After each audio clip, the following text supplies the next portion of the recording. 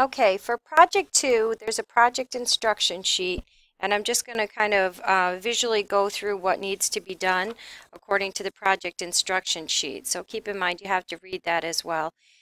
So this video, if you want to print out your instructions and then view this video, to see exactly what has to be done. So you're to open your document from project 1, and here's mine. And the first thing you need to do is you need to insert a picture. So this is an actual picture that I found online. Um, and what I want is I want the picture to be appropriate for the content of your document. It could be whatever picture you want. You can use Word online pictures, or you can use a Google image. You can use a picture of your own. And I want you to align it so that it's to the right of the text in the first paragraph, and make sure that the size, you resize it so it looks, it appears nice and neat next to your paragraph. So you shouldn't have a little teeny tiny picture here. You shouldn't have a big giant picture, one that's appropriate to the size of your first paragraph. Next, you need to insert a table. So in the first version of this document, you had a bulleted list. What I'm asking you to do is kind of rework the data that was in that bulleted list to be put in table format. And you need to have at least 2 columns, so you might really need to just think about how you're going to represent the data. If it was sentences, you might want to shorten it up, put some information in the first column, some information in the second column. So you do need to insert a table. The instructions do state you have to have at least 2 columns, and since you had I specified the number of bullet items, you should have at least the same number of bullet items from the first project. And what I want you to do is just put the information in a table.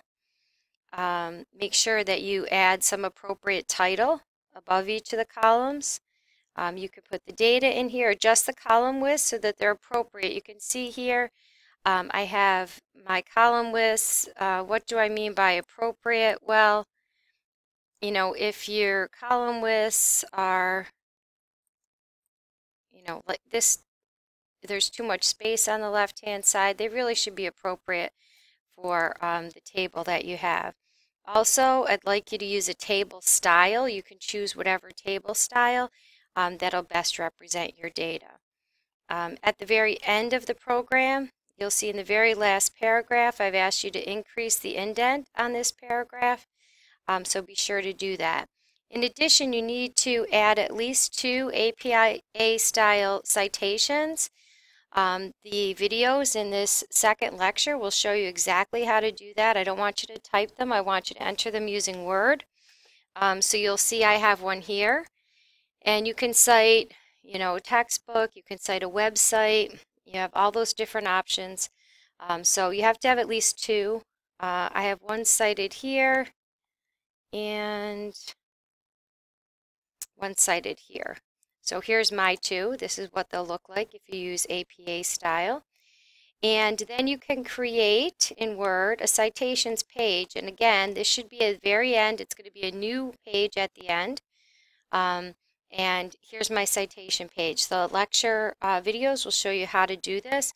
You should not be typing this information. You should be using the citations function in Word in which to do this. Make sure you save your project. You'll see here mine is Sorrentino project. It should be called last name project 2. Sorry, I guess I should have called mine that. Where the last name is your last name, so mine is Sorrentino. So please read over the instructions. That's what you need to do for the second project, and let me know if you have any questions.